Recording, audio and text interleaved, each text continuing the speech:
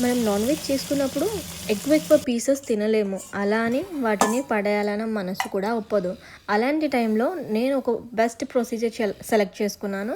అంటే కొంచెం fry type మంచిగా క్రిస్పీగా తినడానికి ఒక రెసిపీ లాగా చూపిస్తాను, చూసేయండి. ఫస్ట్ పీసెస్ అన్నీ మనం ఆ కర్రీలో నుంచి సైడ్కి తీసుకొని ఒక ప్యాన్ తీసుకొని దాంట్లో ఆయిల్ ఫ్రైకి తగినంత అంటే ఒక 2 టేబుల్ స్పూన్స్ ఆయిల్ తీసుకోండి.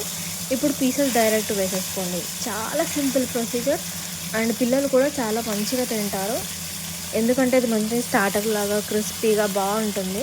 ఒకసారి ట్రై చేయండి. ఇలా వేస్ట్ అవ్వకుండా మనం మంచిగా యూటిలైజ్ చేసుకోవచ్చు. ఏం లేదండి, ఆయిల్లో ఫ్రై అయిపోతాయి కదా, కొంచెం అటు ఇటు తిప్పుతూ మంచిగా ఫ్రై చేసేసుకోండి. మంచి ఫ్రై చేసుకుంటే మనకు కొంచెం క్రిస్పీనెస్ రావాలన్నమాట. అలా చూసుకోండి, మరీ ఎక్కువ మాడగొట్టకుండా.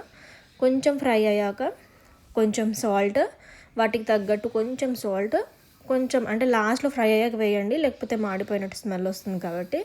సాల్ట్, కారం అండ్ కొంచెం ధనియాల పౌడర్ అండ్ మీకు కావాలంటే అల్లం వెల్లుల్లి పేస్ట్ కూడా వేసుకొని ఇట్లా ఫ్రై చేసుకున్నారంటే సింపుల్గా ఈజీగా ఎంతో టేస్టీగా ఉంటుంది. మస్ట్ ట్రై చేయండి. ఒకసారి ట్రై చేసి చూడండి, వేస్ట్ అవ్వకుండా. అలాగే మనకు మంచిగా ఒక స్టార్టర్ టైప్ మంచి క్రిస్పీగా తినడానికి బాగుంటుంది. ఒకసారి ట్రై చేసి నాకు కమెంట్లో కమెంట్ చేయండి.